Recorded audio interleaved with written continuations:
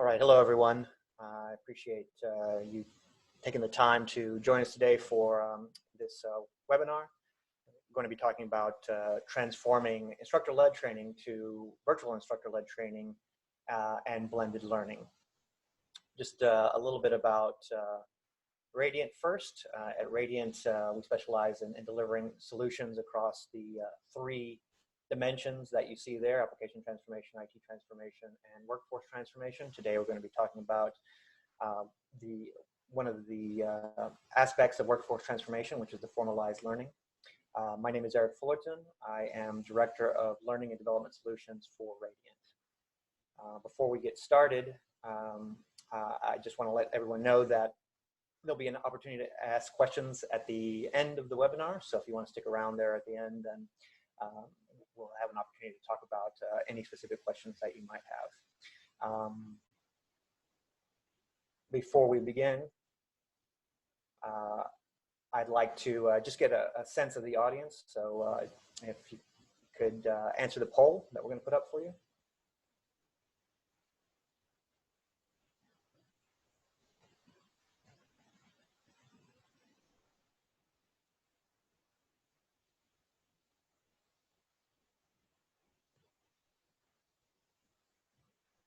Okay.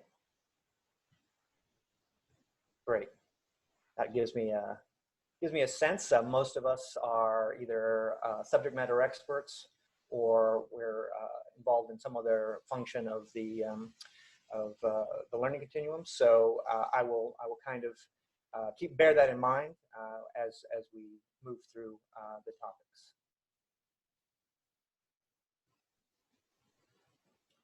All right. So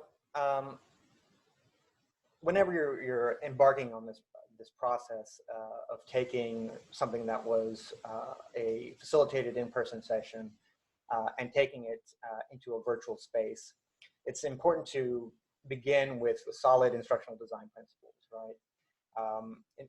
In my opinion, there's no substitution for good in-person facilitation, but the versatility that you gain by going virtual offsets some of those trade-offs you make in effectiveness.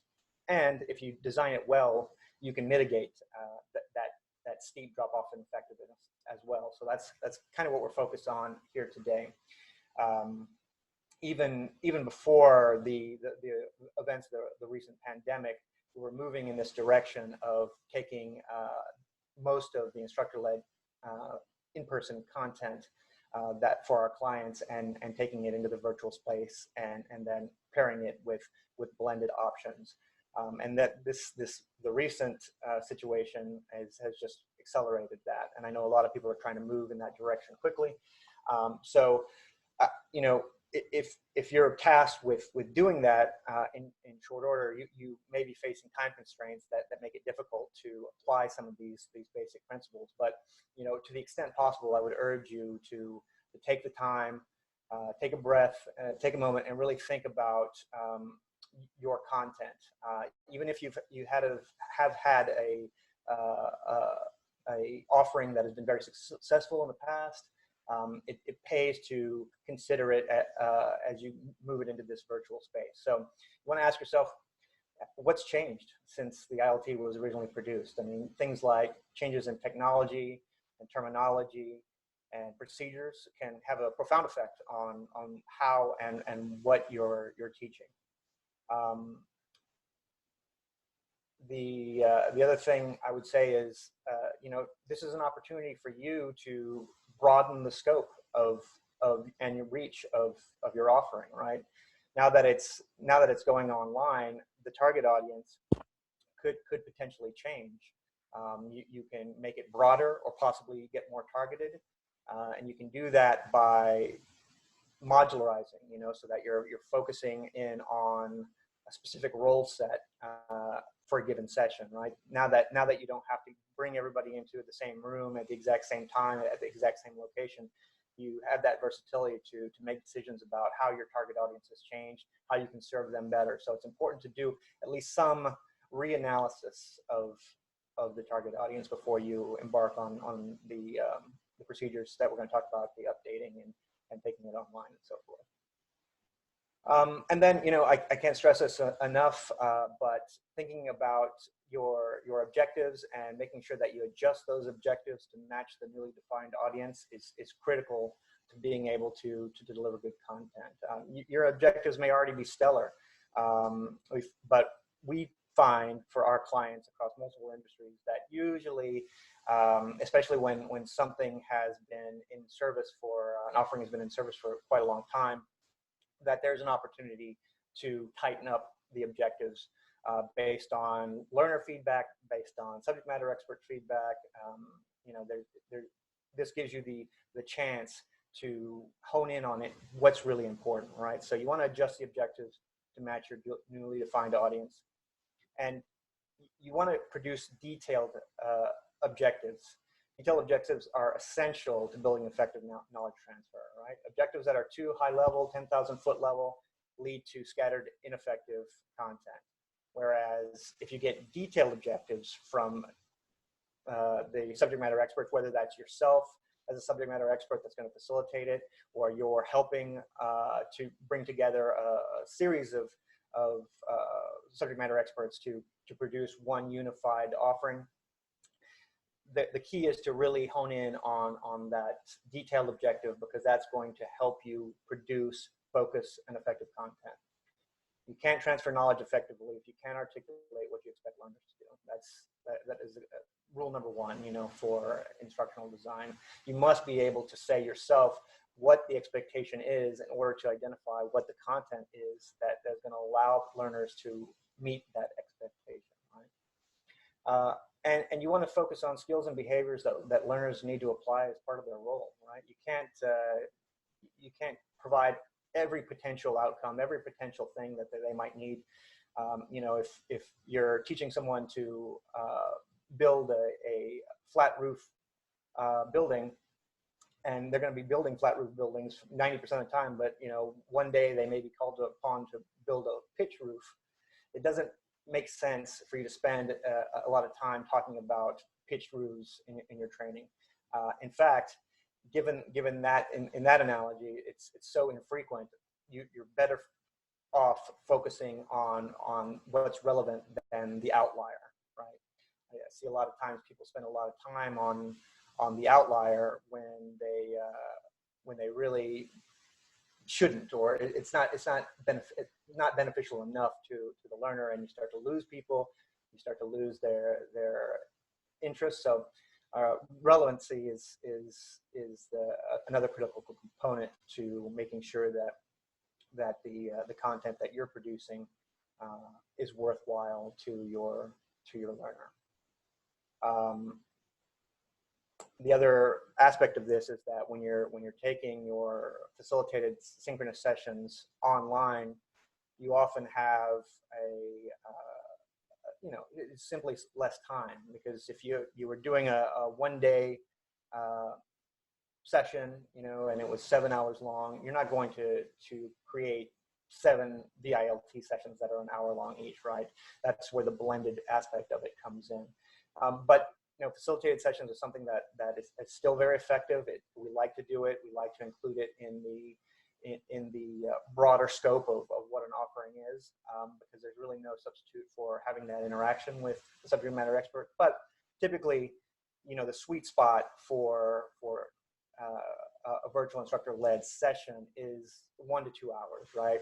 Past that 2-hour mark, you really start to lose people. You know, it's hard to concentrate. You get a lot of multitasking. So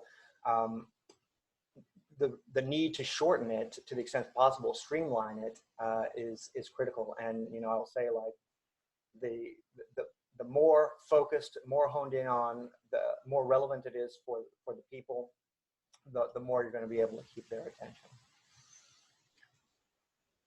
I think everyone, well, most people will be familiar with some form of Ebbinghaus's forgetting curve, basically stating that, you know, you have a facilitated session and people learn a lot, but the retention of that information really falls off a cliff pretty quickly.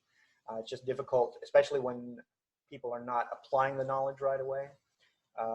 that it's difficult to retain that information. I'm sure we've all been in trainings where, you know, it was amazing.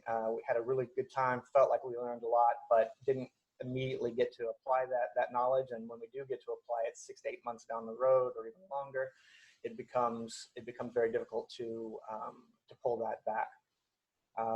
So obviously, you know, your mileage will vary. If you have compliance training that you're doing that you have to hit certain subjects, then it has to be included. There's not a lot of options, right? If you're going to meet your mandate. But even in situations like that where you have compliancy training, there's a chance to frame it in a very relevant manner, right? So you want to focus on the skills and behaviors that are likely to be applied in the near term to the extent possible. Right? And also, you can't possibly teach everything there is to know about any topic. You know, especially as a subject matter expert, you have so much tacit knowledge that you've gathered over the time in your career that it's impossible to expect that your learners, especially if they're novices, but even if they're journeymen, are able to retain all that knowledge, right? So don't try to throw in everything, right? You want to focus on things that you know best, that you are, or whomever the facilitator is, that facilitator is the most comfortable with, right? So focus on the expertise of the presenter to the extent possible. That's going to end up with having a much better product. People are going to be more interested. You'll be able to streamline it more. There's plenty of time to give people additional ways to interact with your content, as we'll see in a moment. So for the facilitated sessions, just make sure that you're playing to your strengths or to the strengths of the presenter that you're helping with the content solution. And then, you know, make sure that you outline that delivery. Match your existing content to your objectives, and excise content that doesn't directly support those objectives. So in other words, if a learner could, if you've done your due diligence and you've produced your objectives correctly, and they're very focused and they relate specifically to task-oriented, skill-oriented, behavior-oriented objectives, this person will be able to do this. Then you should be able to identify what content supports that objective or those series of objectives and that which doesn't. And any content that doesn't directly support, you can't draw a line between that objective and the content that you're talking about, it should be excised because it becomes a distraction for the learner. And they're unable, as we saw but during the slide where we saw the forgetting curve, they're unable to retain it anyway. So the more focused you can be with your content, as I said, the better it will be. Sometimes it's quite difficult. I know people think, oh, man, it's so hard for me to pare this down. It's so critical that they have this knowledge, but you know, if they're not going to remember it, then there's really no point having it in there. It's better to focus on the things that are the most critical. If you have, obviously this is a blanket statement, simplification, but if you have 10 things that you want to include in whatever time frame that you have them in front of you, then pare it back to 8, you know, cut 20% out. And by and large, just following that simple rule of thumb, you will produce greater retention, you produce a better product that people are happier with or feel like it's more relevant. And then also, a lot of times when I see people going to do this sort of thing, they begin with updating their lecture, you know, their didactic portion of the learning that they're trying to transfer to their audience. But lecture is by far the easiest to convert, but it also is the least memorable, right? It's very easy, especially if you're a subject matter expert and you're talking about things that you know, to ad lib, to be able to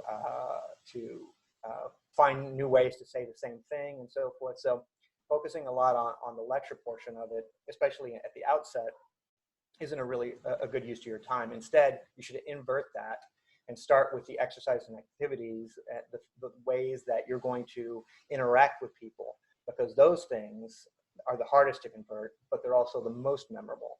So by spending time on that, an inordinate amount of time, to maybe if you've never done it before, you would think, well, you know, I'll get to those. Let me first understand what I'm saying, and then I'll focus on the exercises. But I would strongly suggest that it really should be the other way. I mean, the exercises should facilitate your objectives, what you expect people to do within the context of the training.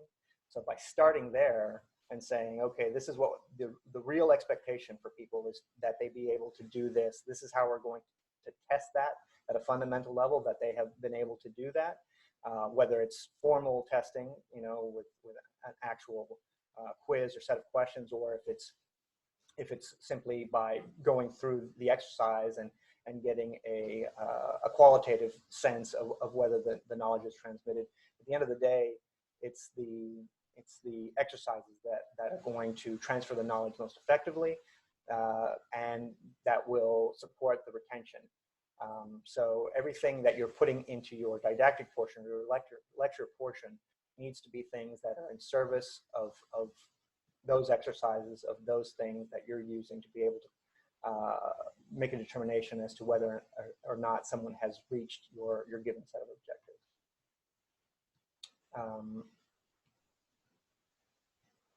So moving, we've talked a little bit about that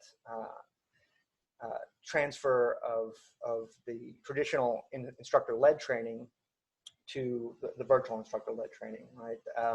And as I said, with you know, your time frames of 1 to 2 hours to be able to deliver content, you know, you have to somehow move some of that content off to in other ways, and that's when we begin talking about the blended approach, right?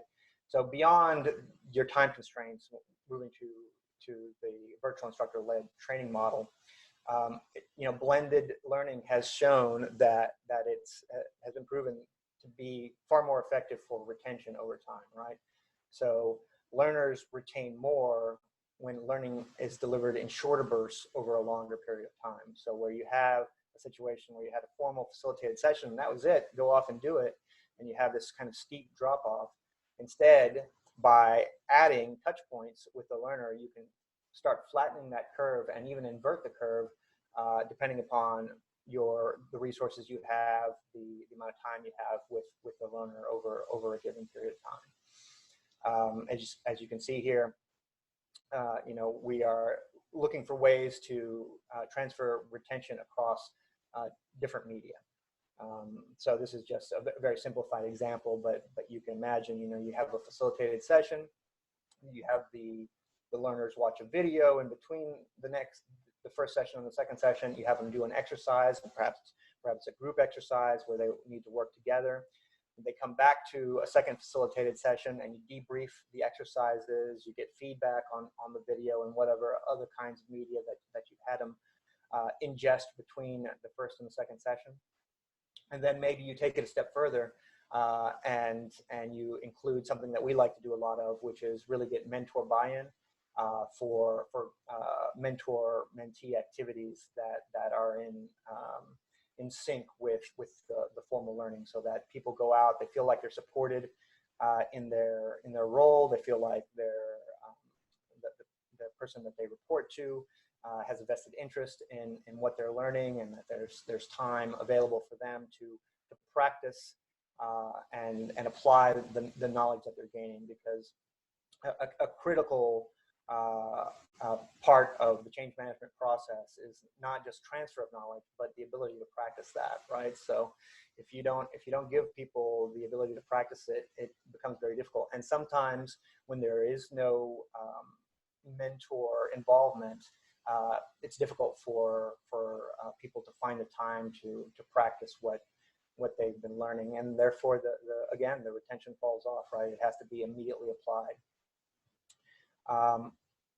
So to the extent possible, you want to transfer things that involve reading or watching or doing a complex exercises and so on that can be done on one's own to some of this different media, right? So you want to leave the facilitated sessions to focus on things like complex contextualization. I'm talking about storytelling, right? So your value as a subject matter expert is as someone who can really relate the knowledge to how it's actually performed in the field, whatever that knowledge is, you know. So, you know, focus on that. Take that time. That's what's valuable to the learner, is hearing about how this is actually, how the nuance of this that's in the field, right? And how it's going to be applied, and what are the things, the pitfalls, what are things to watch out for. And then obviously answering questions, right? You want to make sure that facilitated sessions are all about answering questions that people have about application, and especially if you design the blended portion well, they're going to be ingesting a lot of knowledge that they'll need to parse. So obviously you want to, in the facilitated portion, you want to lead them with questions that you think have come up in the past, or you think are people are likely to have, and get the ball rolling that way, so that people feel like it's a two-way street, right? At the end of the day, what makes a good ILT session is the feeling of people that it's a discussion rather than just a one-way street. You know, it's not a webinar. You're delivering a segment of learning, and you need to approach it in that way, you know, where it's less you talking and more being able to be receptive to the needs of the actual learners.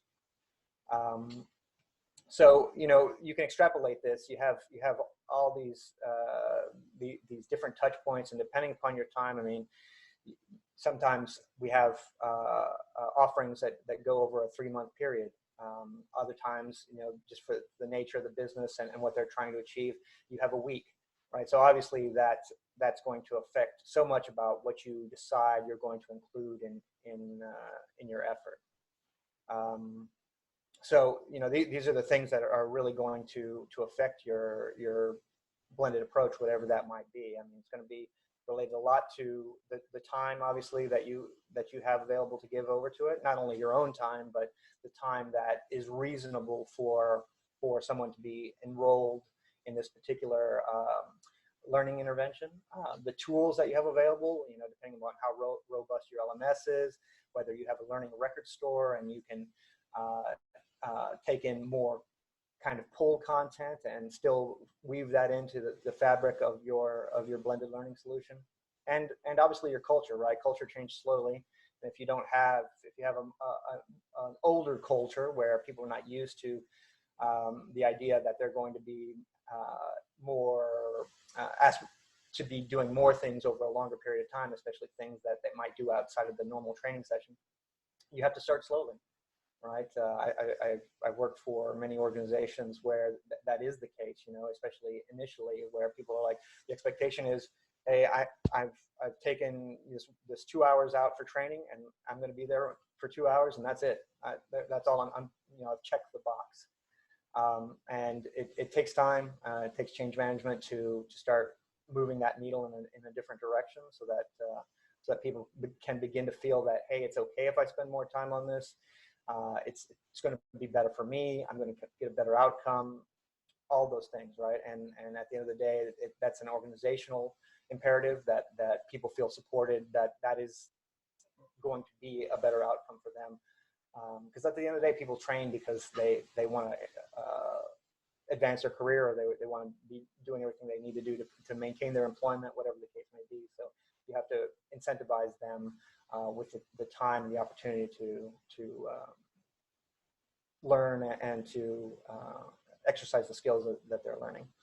So these are just some examples here on the left of things that you can put into your blended learning solution. I mean, things are myriad. You know, there's so many different possibilities, but these are just some of the things that I often see in the stuff that my instructional designers are doing. Just you know, having articles, and this includes like articles, white papers, and so on, produced internally by the corporation, and outside through different organizational bodies, professional organizations, and so on. Videos, whether it's, you know, formalized from internal sources or from external YouTube sources and so on. Software walkthroughs, discussion boards, scavenger hunts, and then again, I want to just mention the joint mentor-mentee activities, because if you have the ability to do that, we have found that that is one of the strongest ways to get people on board, to get engagement up, and to produce better results when you go to evaluate the key performance indicators that you're using to evaluate your learning. And I don't want to get too deep into the learning theory of it, but I think it's important for anyone who's helping in the process of designing learning solutions to get a little bit more information about the kind of underlying theory that's driving our approach to blended learning. And this is Dr. Ruben Fuenteura's SAMR model. It's been used successfully in K through 12 for a while, but it has a lot of applications in the corporate space as well. Basically, what it's saying is that you are on a continuum as you look to produce a blended offering. That you're on a continuum from substitution to redefinition, whereas substitution is providing just a direct substitute for something that might have been done by printing out a document. You might read that software process guide online. That's step one. Augmentation provides a direct substitute, but with functional improvement, right? So instead of reading this document, this process document, you watch a video of the process explained. Someone talking about the process, someone going through the steps of the process. That would be augmentation.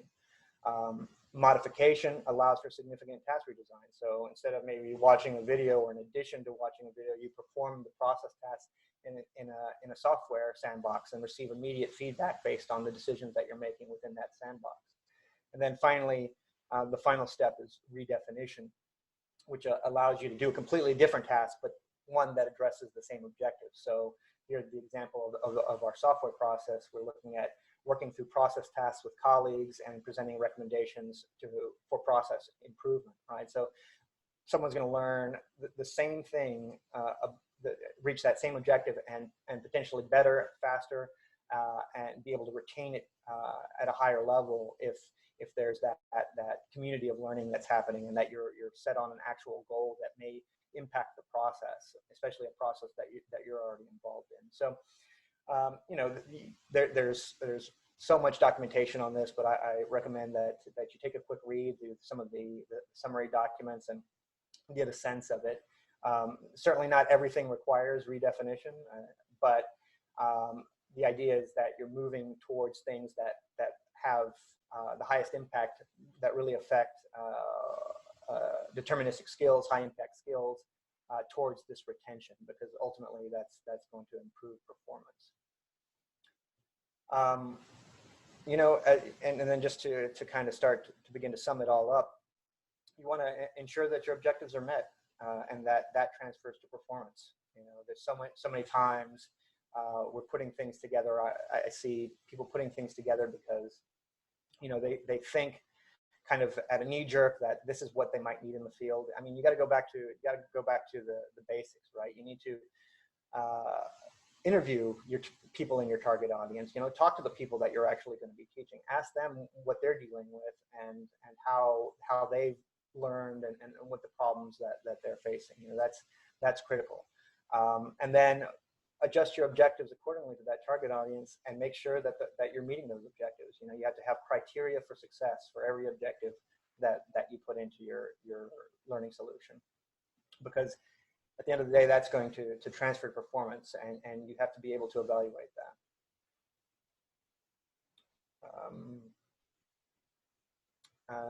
Also, you want to create engagement and facilitate change, right? At the end of the day, if no matter how much knowledge you have and how good it is, it doesn't matter if people aren't engaged with it, right? So you have to always be taking the barometer of the audience, be interacting with them, and that includes the time that they're not in the facilitated sessions. I mean, it's very helpful to have discussion boards, or if that's not practical, then office hours, and really encourage the idea that people can reach out to you.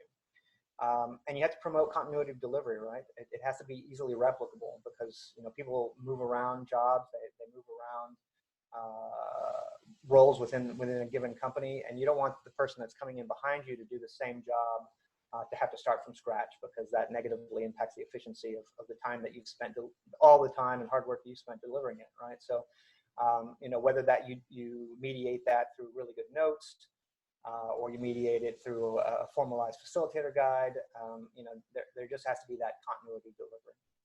And then, you know, you have to make it easy for your SMEs. Make it easy for yourself, right, if you are the SME. But if you're working with other people, you have to make sure that you use their time effectively, right? So the way that, again, you know, going back to those fundamentals, the way that you do that is to properly identify your objectives. And when you do that, you've front-loaded the time for the SME, because you know exactly what you need to gather, exactly what you need to change in order to meet those objectives, or you should be able to use it like a checklist. So certainly if you're working with somebody else, you can hand them that checklist and say, hey, whatever you feel it's going to require in order to help people reach these objectives and meet these criteria for success, please go get that. And it's a lot easier than having them sit in a room and try to like come up with what they think might be useful to that person, right? So that's really the crux of it, you know, applying good fundamental instructional design principles, making sure that you're using your virtual instructor led time to focus on the things that you or your presenter or facilitator is going to be able to be most comfortable with, and offloading some of that cognitive load of you know, what might have once been done in an all-day session into different kinds of media, so that people can ingest it over time in shorter bursts. All right, thank you very much. We'll take questions if anybody has any.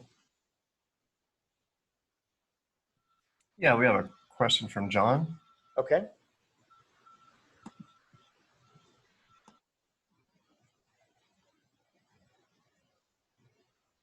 Go ahead.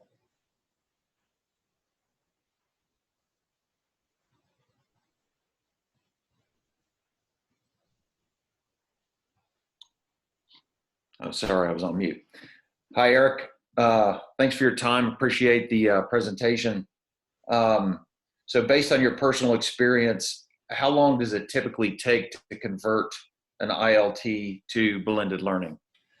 Well, I mean, it's hard to say really, because it's really so much dependent upon that time frame, right? So some solutions require, you know, a quick turnaround, and so you produce a minimally viable product, right?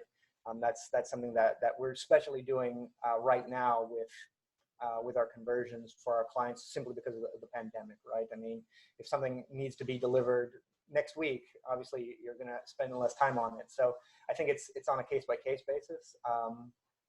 If it's a well-designed instructor-led training to begin with, it really should take, you know, this is a broad rule of thumb, but it should really take about half the total development time to get it to be developed into a really good, half the total development time that it originally took to develop it, to turn it into something that's really compelling, really good. And then obviously, you know, your time constraints are going to change your calculus after that.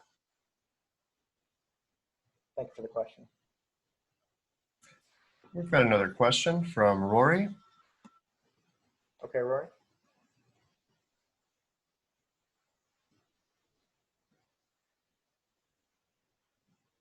You can unmute yourself in case you're having the same problem.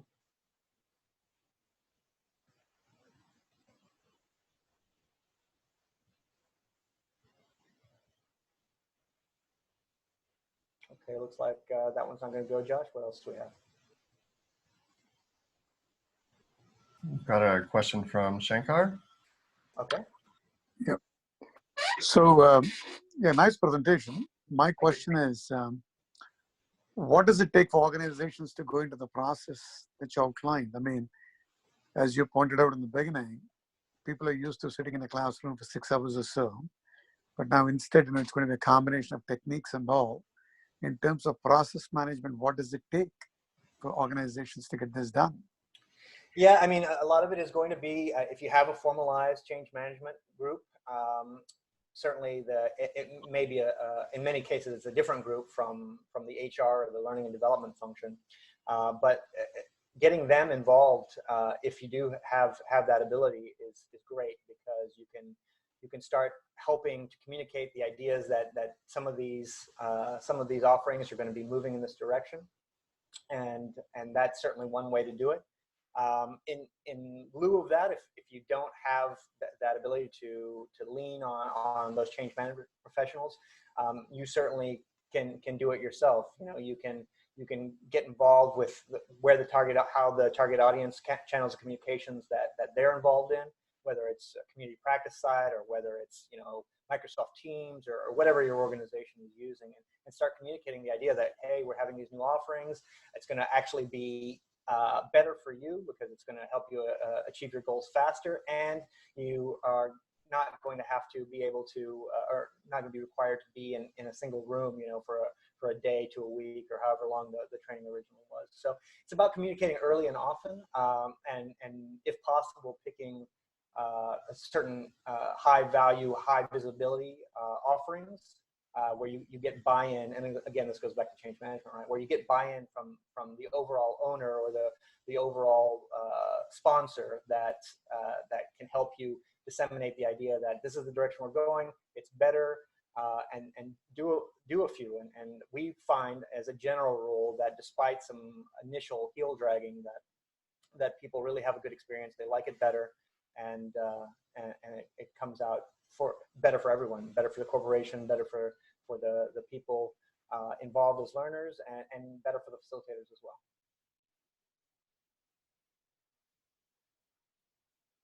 All right, any other questions?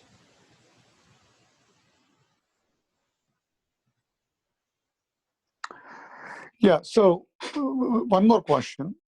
So in terms of content development, will there be a significant change with this blended learning model compared to what is normally offered as this ILT? Because towards the end, you talk about a collection of content areas, articles, blogs, and so on and so forth. In that sense, does this put a different kind of responsibilities or way of doing things differently on the instructors? I mean, it definitely does, right? And it's really, and what that looks like is so dependent upon the resources that you have available as a facilitator. If you have a communications department that has graphic designers available to you, that has videographers and that sort of thing, or that you have the ability to contract that work out to vendors, then you need to leverage that, right? Because that's going to be a far more polished product. But you ultimately, possibly with the help of that vendor, will need to find the workflow that makes sense for developing each one of those individual pieces of the blended puzzle. If you're on your own and you have very few resources, obviously that's going to inform what you decide, right? So you might have to rely on things that come from YouTube, that are white papers that have already been produced inside your enterprise. Yeah, I mean, it certainly requires different skill sets if you want to do it perfectly, and you just have to decide based on the resource availability that you have, how you're going to approach it, right? But it requires a different sort of mindset as to what we're going to do, because just giving somebody the blended learning piece can be anything, right? But the more polished it is, obviously, the more effective it is. Just giving people a set of 50 slides to go through it's not going to be as good as a well thought out communications piece, or something that has some polish to it. So it's just dependent on you and your organization, but it can be done, at a very, as I said, minimally viable product level too. It doesn't have to be so elaborate. The idea is to do shorter bursts of learning over a longer period of time, and that's can be mediated through almost any kind of interaction. I was able to get Rory's question from the chat. The Okay. question was, how much time should you leave between live sessions? Yeah, that again, it goes back to the time you have available. You know, oftentimes we are doing courses that are a month long, and we'll do two sessions a week. Sometimes they're one session a week, depending upon the size of the target audience, people's availability, that sort of thing. So you really have to kind of gauge your target audience and what they'll be amenable to. If it's new in your organization, you choosing a shorter time frame, more sessions is probably going to be a little bit more palatable to people. But once you get a mature offering of blended learning and people are used to it, then you can start stretching it out more and more. And you get to a point where, you know, you have over a quarter of people are meant to engage in this content, and that can be really effective if you can get it to that spot.